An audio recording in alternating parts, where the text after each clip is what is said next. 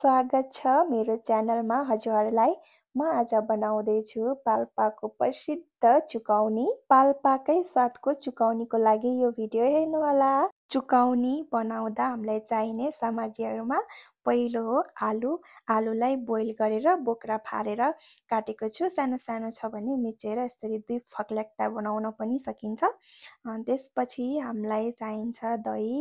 दही चाहिँ हजुरले कतिको बाक्लो पातलो खान रुचाउनुहुन्छ त्यसरी नै गराउनु होला। मलाई चाहिँ अलि बाक्लो मन पर्ने भएर मैले अलिकति बाक्लो नै लिएको छु दही। अनि प्याज लिनु होला। प्याजलाई मैले मसिनो लाम्चो गरेर काटेको छु। मसँग सेतो प्याज भएर मैले सेतो प्याज राखेको छु। रातो प्याज भने अझ मिठो स्वाद आउँछ। त्यसपछि मैले लिएको छु तिलको धुलो। चुकौनीमा तिलको धुलो आवश्यकता छैन, मलाई मन पर्ने भएर मात्र राखेको, नभए तिलको धुलो राख्नु पर्दैन।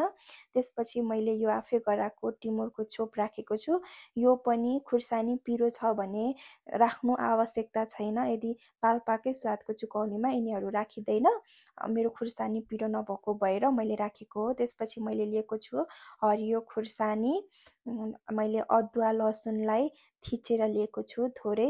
सबै क्वान्टिटी मेरो थोरै थोरै छ किनकि मैले थोरै गराउँदैछु। त्यसपछि मैले लिँदैछु नुन। नुन आफ्नो स्वाद अनुसार राख्नु होला। नुन चाहिँ यति चम्चा राख्नुहोस्, यति राख्नुहोस् भनेर भन्नु मिल्दैन किनकि सबैको स्वाद फरक हुन्छ। त्यही भएर नुन आफ्नो स्वाद अनुसार लिनु होला। चुकौनीमा छुटाउनै नहुने भनेको मेथी हो। मेथीले नै चुकौनीलाई चुकौनी बनाउने हो। मेथी कसरी राख्ने भन्दाखेरि एउटा भाँडामा तेल तताउने, तेल मजाले खराउने अनि माथिदेखि मेथी राखिदिने। मेथी चाहिँ एकदम कालो हुन्जेलसम्म खराउनु पर्छ। यसमा चुकौनीको मेन बास्ना भनेको नै मेथीको बास्ना हो। मिठो बास्ना ल्याउनको लागि, चुकौनीलाई चुकौनी बनाउनको लागि मेथीलाई चाहिँ कालो हुन्जेलसम्म फुराउनु पर्ने हुन्छ।